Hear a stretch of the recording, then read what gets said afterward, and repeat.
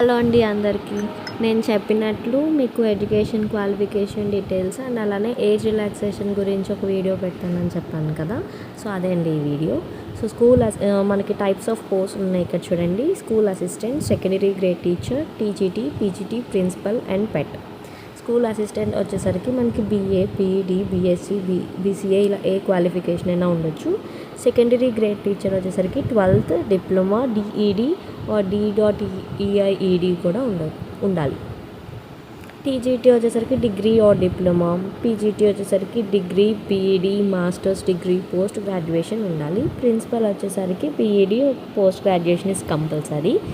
పెట్ వచ్చేసరికి 12th degree, diploma అలా ఉంటుంటే సరిపోతుంది. సో ఇది క్వాలిఫికేషన్ అండి. ఏజ్ రిలాక్సేషన్ గురించి మాట్లాడుకుంటే ఎస్సీ, ఎస్టీ, బీసీ, ఈడబ్ల్యూఎస్ క్యాండిడేట్స్కి అయితే మనకి 5 years ఏజ్ రిలాక్సేషన్ ఇచ్చారు. పీడబ్ల్యూడీ క్యాండిడేట్స్ వాళ్ళకి 10 years వరకు ఇచ్చారు. అందరికీ ఒకటే అప్లికేషన్ ఫీజు అండి. 750 rupees అనేది అప్లికేషన్ ఫీజు. మనం ఆన్లైన్లో అప్లై చేసుకోవచ్చు.